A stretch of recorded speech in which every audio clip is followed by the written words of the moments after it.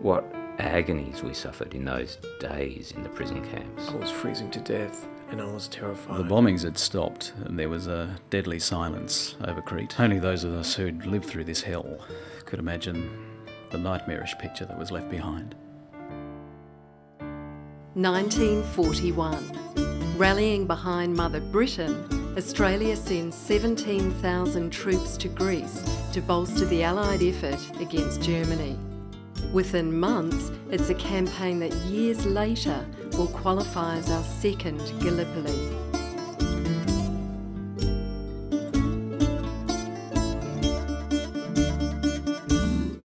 Unlike the tragic Turkish campaign of 1915, the Battle of Greece and Crete occupies a quiet corner of military history.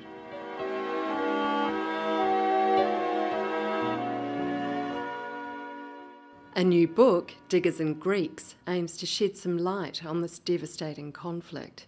The Gallipoli legend has reached mythical proportions in this country and has overshadowed all other campaigns, and yet the Greek campaign, which was the Second Gallipoli, which had the second group of Anzacs to fight together as one corps, have been ignored in our history books. Australian soldiers were sent on a very difficult and suicidal mission that put their lives at risk. Thousands dead, more than 5,000 in prison camps, Greece and Crete accounting for 83% of Australians captured in Europe. How is it that a war of such significance has not earned a single Australian medal for those who fought it? This campaign presents a lot of inconvenient truths. The truth is that Britain deceived Australia and didn't inform Australia about the real circumstances in Greece, even though they had excellent intelligence, because they wanted the Australians to agree to a campaign for good political reasons. The real situation in Greece was that the country was full of fifth columnists, German collaborators and sympathisers who simply did not want to fight the Germans. With only meagre resources and ill-trained reservists to fall back on, the Anzacs were overwhelmed. Reports of huge losses soon filtered through to Australia and New Zealand. When people heard about the fate of their husbands and sons, they rioted. The acting Prime Minister even threatened to shut down the papers.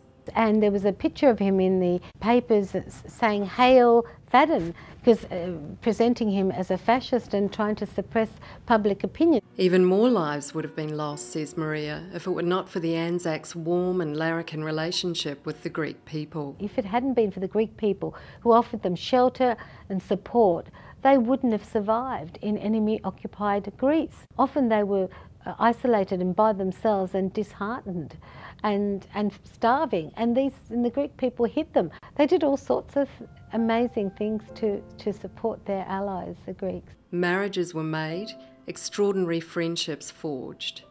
We could learn a lot from studying these campaigns of how do you get on with people of another culture whose language and values you don't have in common, whose country is alien to you, you've never been there, and yet they were able to win them over and to work successfully together. I have come to the conclusion that the Australian soldiers who fought there deserve to be issued with a medal. It was never issued, and these people feel very heartbroken about it, and they feel that their country, their own country, haven't validated their war experience. The Australians on Crete earned a title meaning brave warriors, an honour rarely bestowed on foreigners.